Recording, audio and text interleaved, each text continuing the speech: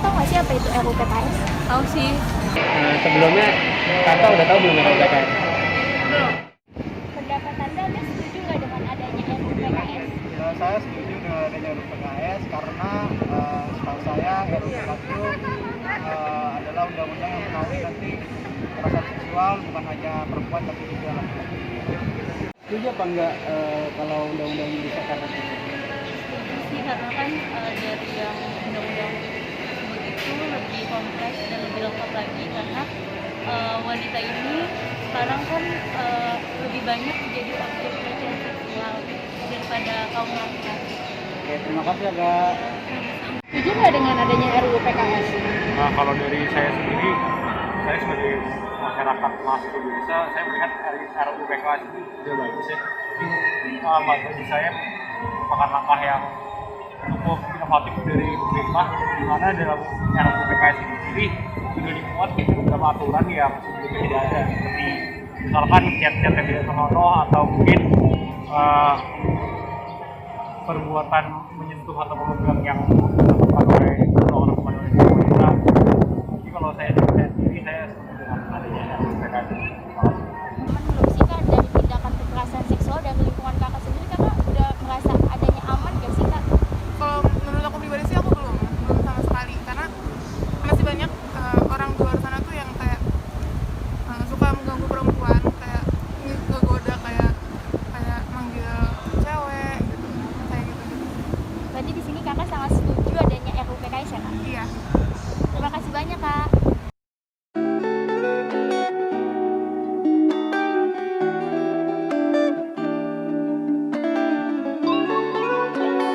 Hai guys, kita dari Trino Trisakti Ngobrol. Ini tayang perdana kita loh di podcast kita kali ini. Pertama-tama nih gue mau kenalan dulu nih. Gue Adisa Dinurutami selaku Menteri dari Pemberdayaan Perempuan Kepres Mau Sakti.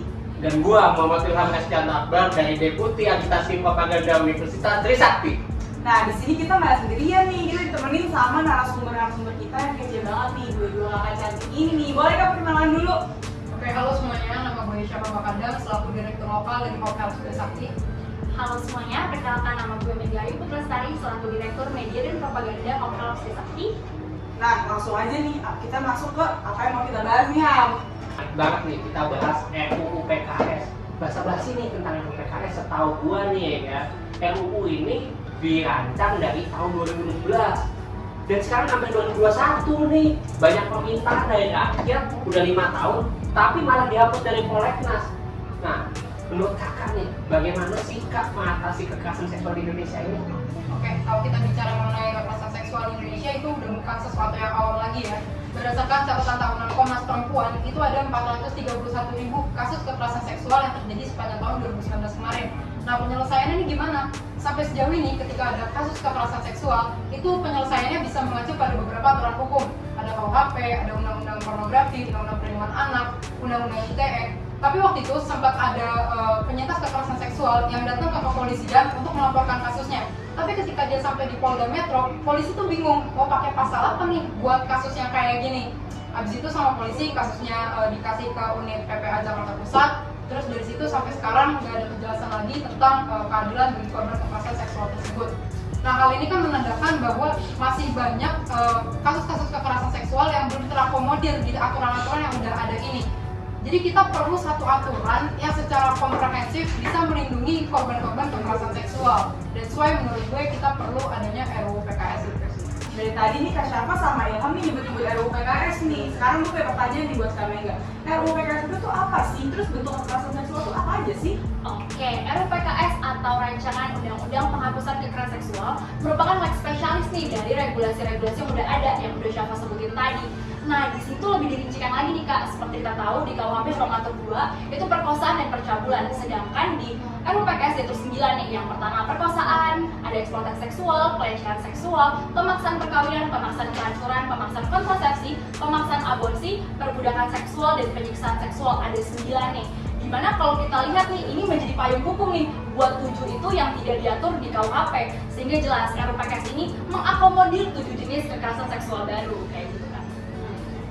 Interesting ya, menarik banget nih. Nah, terus kan tadi kakak menyebut KUHP diatur 2, terus di RUPKS diatur 8 tuh tentang ciri-ciri 9 ya kan, tentang kekerasan seksual. Selain itu ada nggak sih pembeda lain antara RUPKS dan KUHP ini? Mungkin contoh kasus kali Iya. ya. Oke, jelas banget. Tadi aku udah sebutin pemaksaan perkawinan. Dimana di Indonesia ini banyak banget nih pemaksaan perkawinan yang terjadi. Misalnya, salah satunya orang tua punya hutang, sehingga anaknya dijodohkan nih dengan orang kaya untuk melunasi hutang tersebut. Atau yang kedua, misalnya korban perkosaan. Biasanya korban perkosaan itu di Indonesia sering masih dianggap aib, padahal itu bukan aib sama sekali. Korban bukan aib.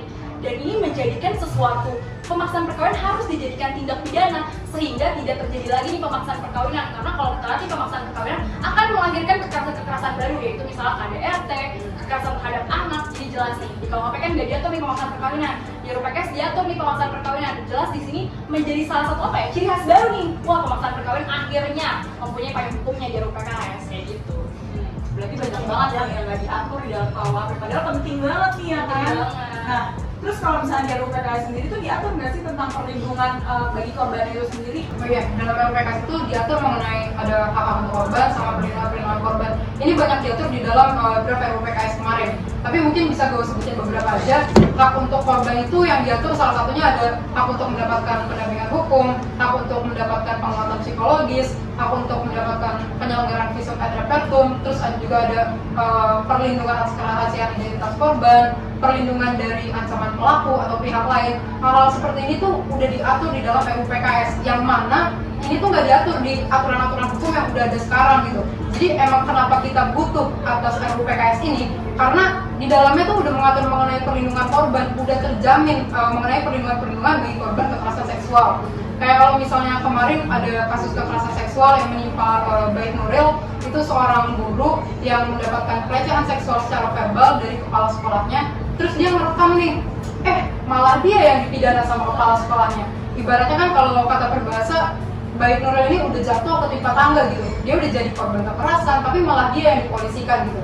Dari kasus ini kan bisa kita lihat bahwa dari aturan sampai prosedur hukumnya itu sampai sekarang belum berperspektif korban, dan kita nih butuh aturan hukum yang komprehensif yang bisa menjadi payung hukum bagi korban-korban kekerasan seksual. Jadi RUPKS itu kalau mengenai perlindungan korban itu udah diatur dalam RUPKS. Oke, gue punya pertanyaan menarik sih tentang tadi sih yang tentang Baik Nuril ya kan, yang dia malah korban malah jadi tersangka. Nah, menurut kakak nih fakta persidangan tentang kekerasan seksual di Indonesia itu gimana sih? Kok bisa sampai segitunya? Oke, ini tadi Syafa udah ngebahas dari segi UITE-nya nih, si Baik Nurilnya. Mungkin di sini aku akan ngebahas salah satu analisa putusan nih. Jadi aku baca di kekerasan terhadap perempuan di peradilan pidana, itu ditulis oleh MAPIA KUI, di mana di bab 11-nya itu diatur mengenai analisa putusan yang menjadikan riwayat seksual korban ini sebagai dasar meringankan atau membebaskan terdakwa. Jadi di sini majelis hakim ini berpendapat bahwa korban ini sebagai perempuan nakal karena korban ini sudah pernah berhubungan seksual. Dan sebenarnya menurut aku kalau kita berbicara kekerasan, kita udah nggak boleh nih ngelihat lagi masa lalu korban. Kekerasan ya kekerasan, itu tetap salah pelaku, bukan salah korban. Jadi mau bagaimanapun masa lalu korban, itu tetap kesalahan pelaku, tidak sama sekali kesalahan korban. Jadi jelas di sini sebenarnya fakta-fakta persidangan itu harus banget nih berperspektif korban, karena mau sampai kapan korban jadi korban lagi. Perkosaan adalah salah satu tindak pidana yang dimana korban jadi korban lagi gitu. Jangan sampai ini dibiarkan terus menerus sehingga nantinya akan mengakibatkan orang-orang atau korban-korban takut untuk bicara, takut untuk melapor. Di sini perlu kita edukasi untuk semua orang mulai menyadarkan diri bahwa bukan salah korban. Seperti itu sih sebenarnya. Benar banget, setuju banget. Soalnya nih kekerasan seksual kan juga banyak banget dikaitin sama relasi, misalnya sama pacar kita ya kan, terus jam malam ya kan, pakaian kita. Padahal itu juga sebenarnya tergantung pelakunya sendiri kayak gimana melihat orang lain ya kan. Terus itu juga nggak bisa sama level orang sama kita kan. Apalagi yang mungkin yang muslim yang menggunakan kerudung ya kan, berbeda dengan orang yang lain ya kan. Nah terus nih aku mau nanya nih sama Kak Salma nih, karena banyak pro kontra nih ya kan di masyarakat ya kan. Gimana sih Kakak meluruskan miskonsepsinya? Oh iya, emang banyak banget sih perspektif miring terkait RUPKS ini. Soalnya kan banyak nih isu-isu katanya RUU ini melegalkan aborsi, RUU ini pro LGBT, RUU ini terlalu liberal lah dan segala-galanya. Jadi kalau mengenai aborsi dulu nih kan, di Di RUU PKS ini dibahas bahwa jika seseorang memaksa orang lain untuk melakukan aborsi, ini tuh bisa dipidana.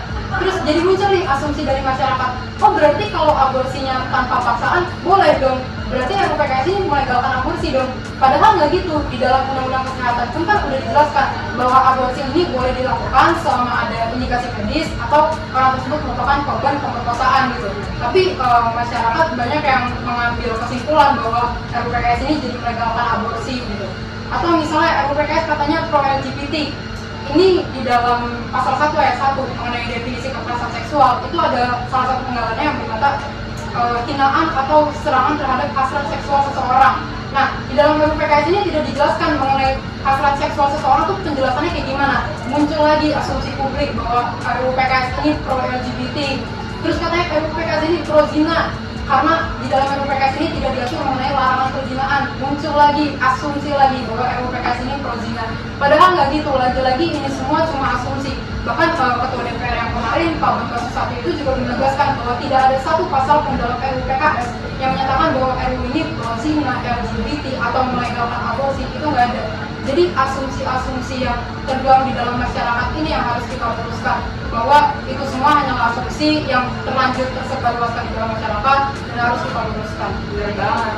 Apalagi aborsi sendiri udah dibahas nih. Gue juga pernah nih ngambil mata kuliah forensik. Aborsi sendiri itu udah diatur ya kan, kayak gitu. Nanti Ham, mau nanya apa nih Ham? Gue mau nanya nih Kak, kan RUU PKS ini udah dari 2016 nih. Besok udah hampir 2021 nih, hampir 5 tahun nih ya. Nih, ada nggak sih yang perlu dikritisi dalam rencana pelaksanaan RUU PKS ini? Oke, yang sebenarnya perlu dikritisi adalah DPR itu sendiri. Ini udah 4 tahun berjalan dan data catatan tahunan Komnas Perempuan udah menyatakan ada 431.000. Lalu kenapa ini belum disahkan? Ini seharusnya malah menjadi alarm pengingat nih untuk DPR dan pemerintah bahwa sebenarnya korban-korban kekerasan seksual itu membutuhkan RUU PKS. Padahal nih Kak ya, sebenarnya RUU PKS itu sangat-sangat menjamin korban. Kalau kita berbicara mengenai kekerasan seksual, kita juga berbicara mengenai fenomena gunung es. Kita tahunya cuma segini, padahal bawahnya lebih banyak lagi. Karena masih orang yang banyak takut melapor. Karena polisi juga judgmental. Kalau misalnya kita lapor perkosaan, emang kamu pakai baju apa? Kamu pulang jam berapa? Gimana korban gak takut melapor kan? Terus yang kedua, belum lagi banyak banget keluarga yang masih menganggap korban perkosaan ini adalah aib. Ini nih yang perlu kita benahi bersama-sama nih, yang perlu kita kritisi nih. Satu, pengasaran RUU PKS. Yang kedua, jiwa-jiwa atau budaya-budaya judgmental atau jiwa-jiwa budaya victim blaming. Itu yang perlu kita kritisi bersama-sama. Ingat teman-teman, korban itu butuh rangkulan, bukan hinaan. Kayak gitu sih sebenarnya yang perlu kita kritisi sama-sama. Nah, terus gue mau nanya nih ke Mega nih, kenapa sih RUU PKS itu sulit banget disahin?